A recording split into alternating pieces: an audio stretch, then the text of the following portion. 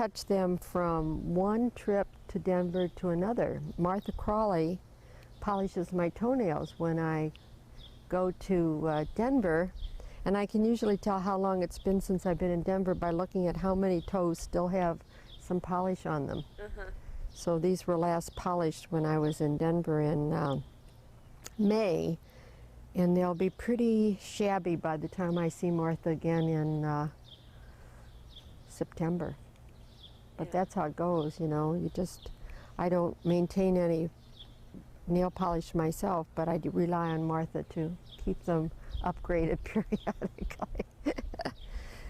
Yes. Well, what history do you want to know about?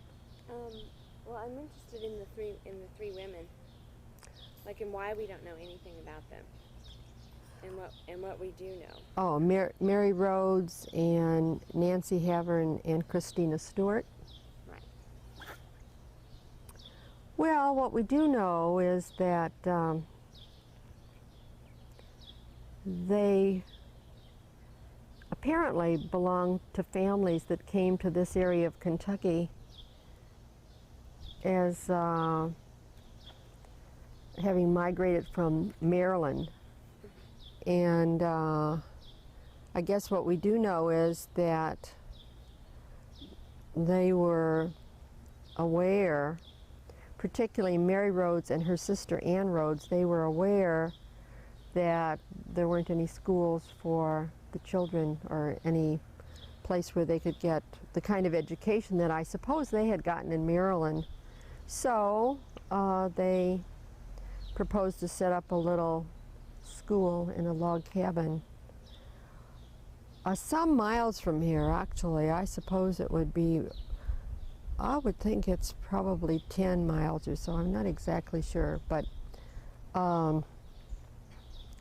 then of course Charles Nerings was the Belgian missionary priest that was around this area, and after they started the school, then they decided they really wanted to make a life commitment out of it. So they asked him how to go about becoming a community of religious women.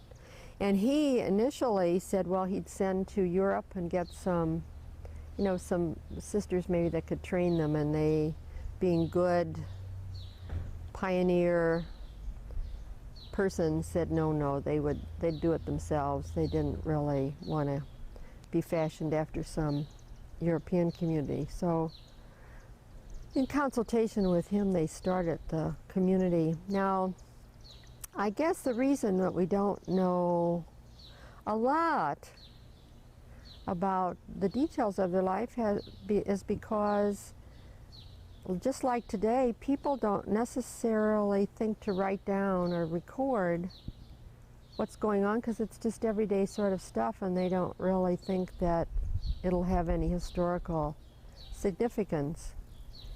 So we don't really have, like, we don't have a diary, or we don't have letters. If they wrote any letters back, let's say to Maryland, probably whoever got them, you know, read them and threw them away. So we don't have a lot of details. We do know that originally, it's funny how we always talk about the original three, but really Ann Rhodes, Mary's sister, Mary's younger sister, had to be a part of that beginning, because when they really formed themselves into a religious community, she was the one they chose to be the head of it, or the superior, but she didn't live very long. She died, and so then, and I don't know why we always talk about the three instead of the four, unless she didn't originally. How did she die? Well, I'm not sure that we know about that either. So often in those days, people got tuberculosis pretty young, and they didn't really know what to do with that. Maybe there is some record of how she died, but I'm not aware of that, you know.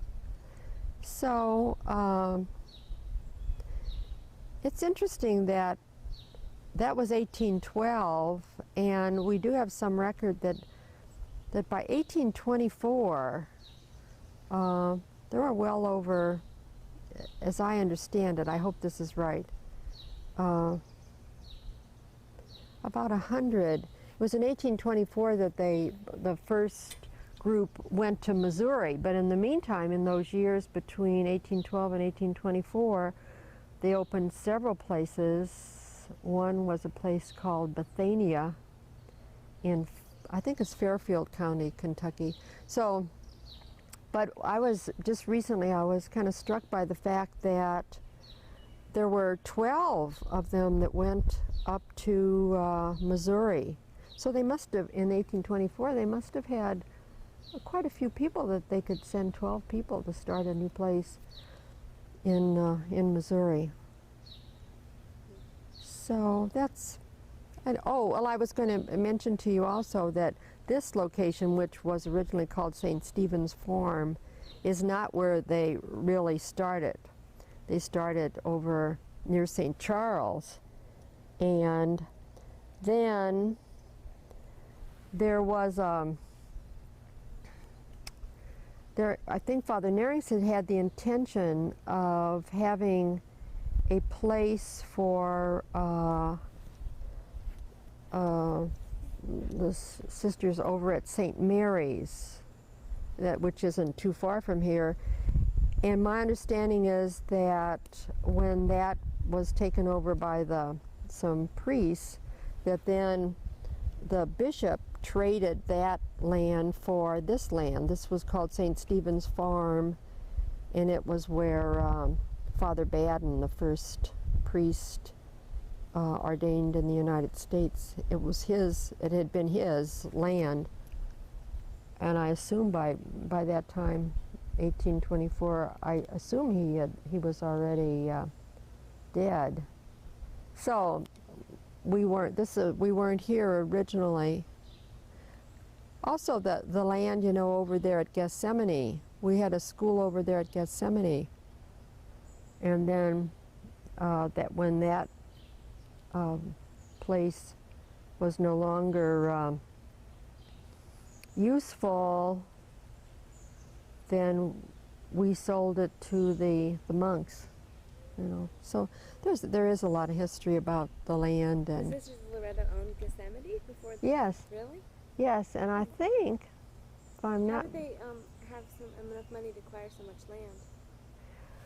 Well, that's a good question. Apparently, in some cases they were given land because people wanted a school, you know, and actually I think in those early days people could pretty much come and claim land that wasn't owned. But I think that land may have been purchased by Father Narings at some price. All of that information, for instance, about land and that kind of information may or may not be available. I'm not sure that anybody has really gone and done the research, you know, in terms of the land claims. Mm-hmm. And I don't know how much of that we still have in our archives. I've not really investigated that, but it'd be interesting information. Is it true that the three women were protesting marriage too at the time? By leaving on their own? Like, what could have been the impetus for them, the three of them, to get together? Yeah, I don't know whether that is something that's assumed, but I do know that it was probably pretty unusual, you know, for three young women to decide to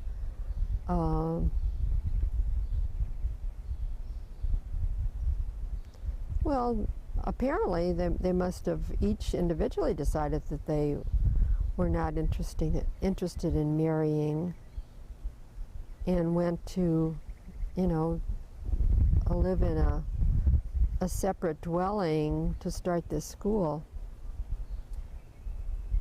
It's too bad, in a way, I guess, that when people are so busy doing what they're doing that there isn't someone sort of to follow along, you know, like Boswell followed along to make a record of what was going on at his time in England. But what I think we can learn from that is that we ought to ourselves, you know, today record things whether or not we think they're going to have a lot of historical significance.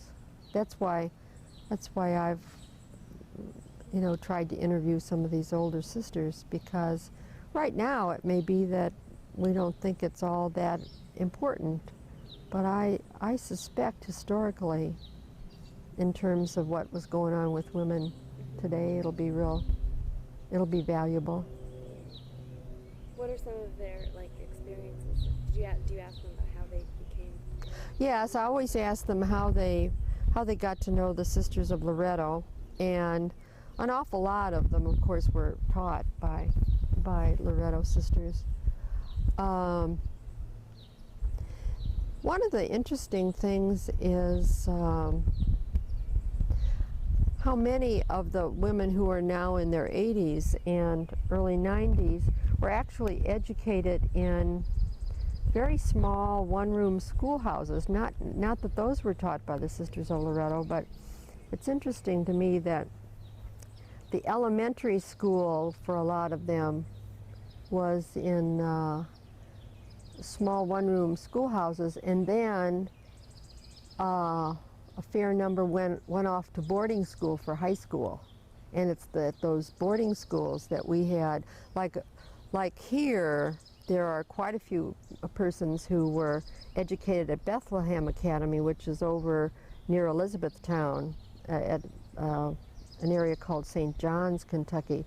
Now, Bethlehem Academy educated a lot of Kentucky women, and then we had an academy in Louisville called Cedar Grove, and some went there. But for instance, like Teresa Buckler, who grew up here in Loretto, Teresa Buckler, when it got time for her to go to high school, she went to our boarding school in Kansas City. And this, of course, was a boarding school for a long time. Boarding schools in the mid-1800s until probably into the 50s, because, for instance, see, I taught at Santa Fe, at the boarding school in Santa Fe in the 50s. So wherever there were people living in small communities where they didn't have high schools or Catholic, you know, high schools for women, then the boarding schools were quite significant. So it would be interesting, I think, to maybe write the history of those boarding schools, because there were just a lot of them. And they were primarily for girls. Like even in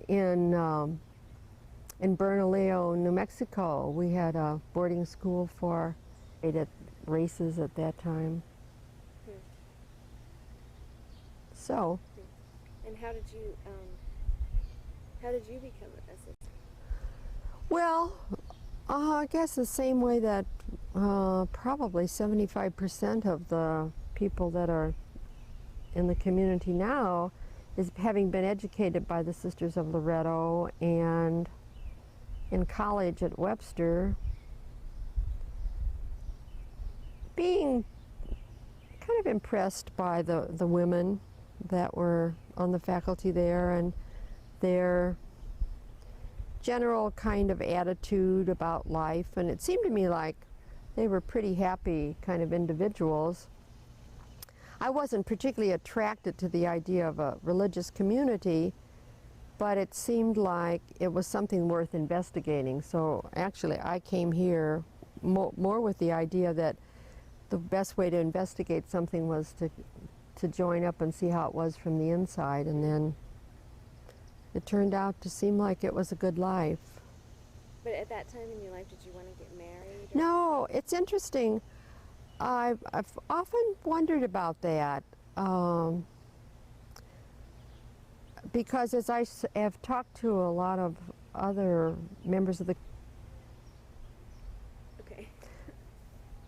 well, About what the life, about the. I was saying that it has been kind of interesting to me in the last few years to ask myself now, was that pretty unusual for me to grow up not being a bit interested in marriage or having children? Because I actually cannot honestly recall any time from the time I was very little or at any point ever thinking that being married was particularly interesting. It just didn't seem to be very. Would you say that at that time, becoming a sister was one of the only alternatives for women who didn't want to follow the status quo? No, I don't think that was actually as literally true. See, we're talking about 19. It was 1946 when I came here. 1946, the war in, I guess the Second World War was really about at an end when I came here. Probably was, as I recall now, because I think Hiroshima was in 1945. But no, because actually I grew up always looking at professional alternatives. My father was great at always asking me from the time I was maybe 10, 11 years old, always asking me, now what do you want to do or be when you grow up? Now that might have been kind of unusual, because I think maybe fathers maybe ask their sons that, but I can remember, kind of investigating different things. Like for a while, I think the one thing that I thought about that he didn't think was so great was about being an actress. I had, in fact, as a freshman in college, I took, a course in drama. Acting, I guess, and I was in plays, and I can remember he wasn't too enthusiastic about that, but I considered being a lawyer at one point and was very serious about being a journalist, and actually did work for the St. Louis Globe-Democrat. And I think if I ask myself what has been the closest thing to a profession, it's probably I'm a journalist or reporter. I worked on a high school paper, college paper, was advisor for student newspapers in a couple of the high schools where I taught, and now do some editing of our newsletter. And if it's one thing that I think I kind of know how to do and like to do, it's like to report on stuff and write about stuff. So I think that probably it was more these women, a couple of the sisters at Webster, whose lives seemed kind of more interesting than my mother's life. Although my mother, I think, was really made for marriage and a family and loved it.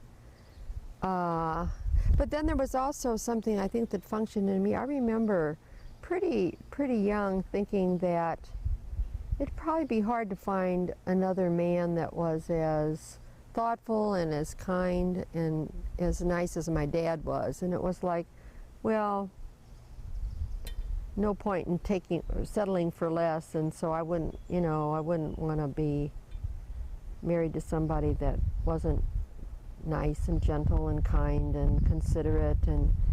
But on the other hand, I thought, how dull to spend your whole life with one person, you know? Mhm. Even as nice as my father was, I thought, I don't think I'd want to be so committed to one person that if somebody else came along, I wouldn't be able to,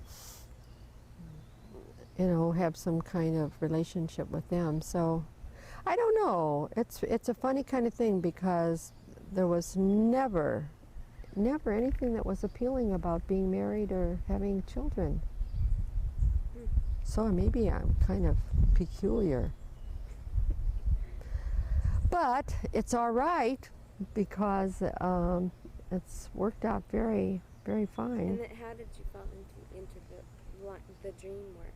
Oh, the dream work. Well, the dream work really came as a result of being quite mystified about how one's unconscious self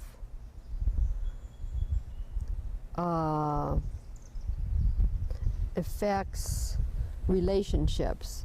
And some of that came out of the, you know, being at Loretto Heights and feeling like when I was just a faculty member and just one of the regular people, I had, you know, felt like I was appreciated, liked, accepted. And then when I became president, it was like all of a sudden I found myself being treated as if I were some kind of an enemy or some kind of a power-hungry individual, which I didn't perceive myself to be. So when I finally left Loretto Heights, left the presidency, I thought, I've got to figure out what this is that happens when somebody gets into a position of that's perceived as authority. What happens in terms of people's attitudes? So when Elaine and Mary Sullivan were teaching a class called Zen and Jung, or Jung and Zen, I don't know which way it went. They were teaching this class together. Then I read some of the things that Mary Sullivan had suggested to their students about some of Jung's writing. And then I thought, oh, this is part of the explanation. It's the unconscious. It's the shadow part of oneself that picks up those projections. So I really want to learn about that, because at that time I was thinking, if I want to do some writing in the future, I better know more about psychology than I know, because I don't know very much about psychology. So that's how I started recording dreams, because in my reading I figured that dreams were one way to get in touch with the unconscious.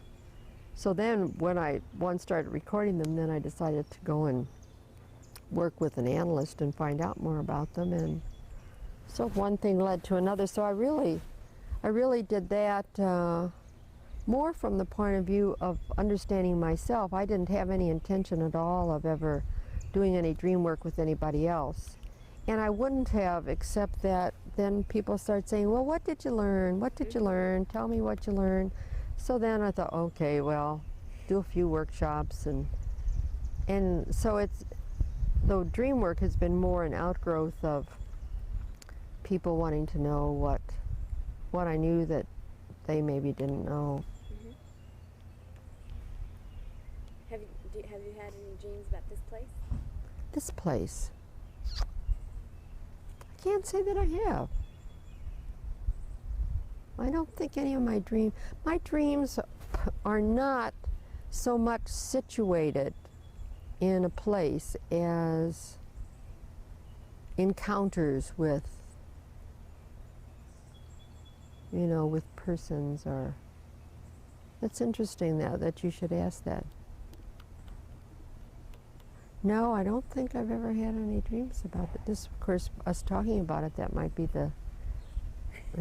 just the thing that'll start it. What kind of encounters, though? Well, you know,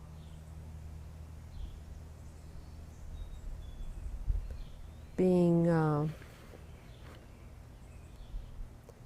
with other people, or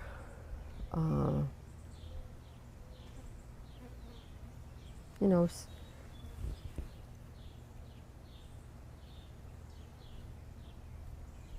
dancing. Dancing is one thing that some of my dreams, you know, I'm dancing, other people are dancing because I like to dance. Dancing is a kind of a way for me of self-expression. You know, it's being yourself. I could tell you a little dream.